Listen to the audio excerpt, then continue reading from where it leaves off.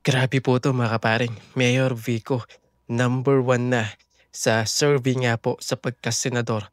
Natalo pa ang ilang mga bigating mga senador na dati na po nakaupo sa puwesto at yung iba ay mga posible pong magbabalik. Tara, pag-usapan natin. What's up sa inyong lahat mga kaparing. Ako nga po pala si Mr. Realytics from Pasig City, isang Gen Z vlogger at isa po ako sa mga vlogger na umaasa po ng ating pamahalaan ay magkaroon ng isang transparency and good government balang araw. At eto nga po, good news nga po ito. Ito hindi pa tumatakbo, hindi pa nagdedeklara si Mayor Vico na tatakbo po siya no, sa pagkasenador pero number one na po siya sa survey sa pagkasenador ito. So eto po, base nga po ito, according nga po ito sa latest survey po ng Tangeres, no, ng Tangere para po sa 2028 senatorial survey. So, basically po, nilampaso po talaga ni Mayor Vico halos lahat ng mga politikong nandito. Karamihan po dito ay yung mga dati na pong senador. So, wala na pong bago. Wala pong bago. At number one, Mayor Vico with 67%. Napakalayo na po ng kanyang numero kumpara po sa iba pang mga kandidato. Kumpara po sa ibang mga politiko gaya po ni Senator Grace po na merong 52%. Eto matagal na rin po 'to sa Senado. So, Raffy Tulfo with 47%. Yes, puwede pa kasi si Raffy Tulfo, matalino 'yan, kilala po natin, kilala po ng mga maraming Pilipino na matulungin, mabait. So, puwede pa. Loren Regarda 40%, matagal na rin po ito sa Senado, wala ng bago. Robin Padilla 38%. Ito, honestly, kahit na ayoko po kahit nung una, ayoko talaga kay Robin Padilla. Kahit ako nagtataka bakit may mga bumoto sa kanya kasi nga, wala naman siyang alam artista lang po yan, wala po siyang alam sa Senado. 'Di ba? Ano pong ginagawa niya? Kaya nga po may mga nakikita po tayo sa mga hearing na wala po siyang ginagawa, nakaupo lang, nakatunganga lang. Pero in fairness po mga kaparing, at least maski papaano ay gumagalaw naman po. May mga panukala po siyang batas gaya po ng pagtataas pa ng sahod. So, okay naman, medyo may nagagawa din naman maski papaano. Next, Alan Peter Cayetano with 37%. Ito hindi na rin po 'to bago sa Senado. Matagal na rin po ito. Kung tawagin po ito ng karamihan po ng mga kababayan natin ay Alan 10K. Kasi nga naman may mga pinangako siya dati na 10,000. Pero nung manalo po siya, sabi niya, tapos nung manalo siya, sabi niya hindi naman hindi naman daw kakayanin 'yon. Kung siya nga daw, yung sweldo niya hindi daw kakayanin. So, hindi naman pala talaga kaya yung 10,000 sa bawat pamilya pero pinangako niya. At yan po yung isa po sa mga binabato sa kanya. Pangalawa, eto si Ben Tulfo, percent kapatid ni Raffy Tulfo. Pangatlo, ay hindi ko na po 'to kilala.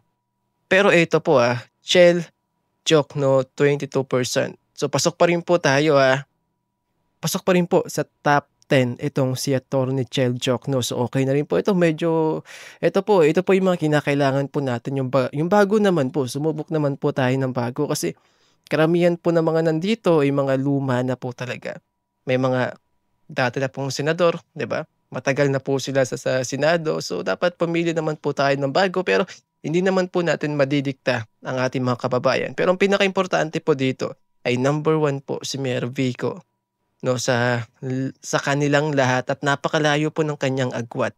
Napakataas po talaga. So maari po na pwede pong umabot ng 25 million voters ang makuha ni Mayor Vico kung sakali po based po sa kanyang napakataas na survey. Pwede pang tumaas, pwede pa medyo bumaba ng bahagya pero malinaw po na hindi po siya bababa ng 20 million, no, ang makukuha niyang boto rito.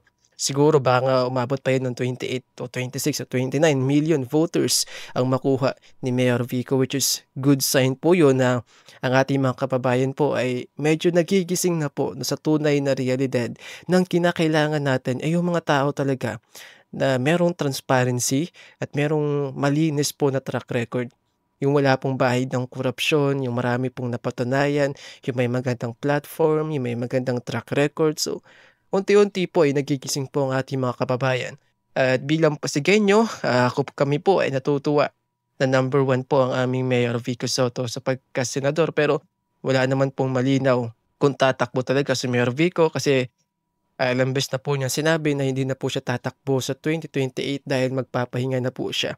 So, irerespeto po namin 'yon kahit na medyo masakit 'yon para sa aming mga Pasigueño kasi nga naman umaasa po kami na si Mayor Vico po ay mapakinabangan hindi lamang po ng Pasig kundi ng buong bansa. So, kung magbabasa po tayo ng mga comment dito, marami po dito karamihan po mga DDS na ewan ko ba bakit ayaw nila kay Mayor Vico, eh. Tataka nga po ako. Sabi po dito ni Nagnap, "Hay naku, tuta yung tiyuhin, pati pamangkin kulay Martin din." So yun nga po, gaya nga po ng sabi ko galit na galit po yung mga DDS kay Mayor Vico kaya inaatake po si Mayor Vico. Porket pamangkin siya ni Tito Soto, ayun inaatake na rin po si Mayor Vico, grabe. Dahil lang po galit sila sa mga Marcos at sa mga Romualdez pati si Mayor Vico, inaatake na po nila. Sabi po ni ito, Soto po Jokno Tulfo, yan lang dapat ang iboto, mga walang kwentang iba tulad ni ex-convict. Tama. Ito mga pare nga, to be honest, ito wala pong halong pagka-bias 'to, para sa'kin lang po ito, Okey, may kanya-kanya po tayong opinyon, irerespeto ko po ang opinyon po ninyo. Para po sa'kin ang iboboto ko lamang po dito sa pagka-senador, kasi yung mga nandito po pero meron po akong mga iboboto na wala po sa list na ito.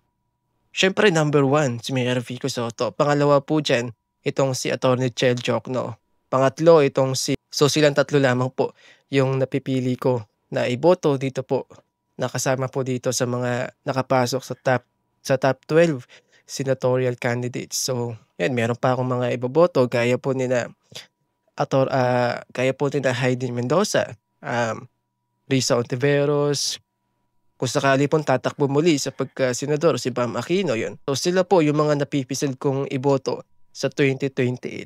Zero 'yan sa Mindanao at Visayas. Ibig sabihin po yata nito ni kababayan ay zero daw po makukuhang boto ni Mayor Vico sa Mindanao at Visayas. I don't think so kasi, ah, may mga yung mga kaibigan ko po na taga Visayas, karamihan po sa kanila ay pro Vico supporters. So, nakikita po nila yung mga magandang ginagawa ni Mayor Vico at karamihan po sa kanila 'no, ay talagang humahanga kay Mayor Vico. Sabi naman dito ni Adriano, "Sa Pasig lang puwede 'yan."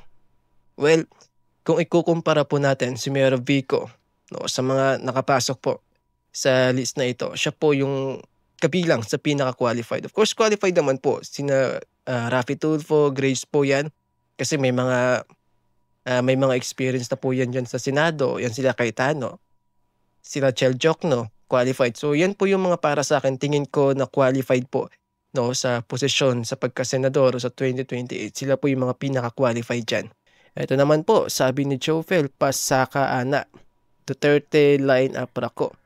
Okay, straight foot po sila sa mga Duterte, okey po 'yan kababayan, opinyon mo 'yan, gusto mo 'yan, irerespeto po natin. Hindi nga, kung hindi diyan gumastos ng milyon-milyon o mandaya tiyak di 'yan mananalo. Hindi na po kailangan na gumastos ni Mayor Vico ng milyones para manalo. Hindi na po kailangan mandaya ni Mayor Vico. Okay, I'll give you some example po, I'll give you example po. Nung nakaraang eleksyon po, ang kalaban po ni Mayor Vico mga diskaya, bilyonaryo. Yung mga diskaya po halos kalahating bilyon na po ata ang nagastos. Marami po silang pinamigay ng mga pagkain. Namigay po sila ng mga ambulansya sa bawat barangay. May mga binayaran po sila mga artista para mag-perform. Pero si Mayor Vico wala hong gano'n. Hindi ho namigay si Mayor Vico ng mga pagkain, relief goods during campaign. Wala hong gano'n, wala po siyang pinamigay. Ni isang butil ng bigas wala pong pinamigay si Mayor Vico. Hindi po siya gumastos ng milyones, pero bakit majority po ng votes ay nakuha niya? Dahil yun po sa tiwala at paniniwala po ng mga Pasigueño at nakikita po namin yung mga ginagawa ni Mayor Vico na para po sa amin nasa mabuting kamay po ang aming siyudad sa pamumuno po ni Mayor Vico. Kaya hindi na po kailangan ni Mayor Vico na magbigay ng kung ano-ano para lang manalo. At yan din po ang gagawin ni Mayor Vico kung sakaling tatakbo siya sa Senado. Sinabi na po ni Mayor Vico dati na hindi niya po kailangan mamigay, gumastos ng malaki para lang manalo sa eleksyon. Ano pong ginagawa niya? Pinupuntahan niya talaga sa bawat kasulok-sulukan ng barangay para maipaliwanag yung kanyang platform, yung kanyang mga nagawa, yung kanyang mga plano, yung kanyang kung ano po yung mga pinaplano niya para po sa ikabubuti ng lungsod. Yun po yung ginagawa niya, kahit nung siya ay konsehal pa lamang po. Basically po mga pare, marami po ditong mga, anti-Vico na hindi po naniniwala at pinagtatawanan lamang po si Mayor Vico. Karamihan po sa kanila of course mga DDS. Especially po kami mga taga-Pasig ay full support po kami sa aming mayor. Ano man po ang maging journey ng kanyang politika. Maging sa Senado, sa Malacanang, and so on. At kung ano man, tuloy po ang aming suporta sa kanya.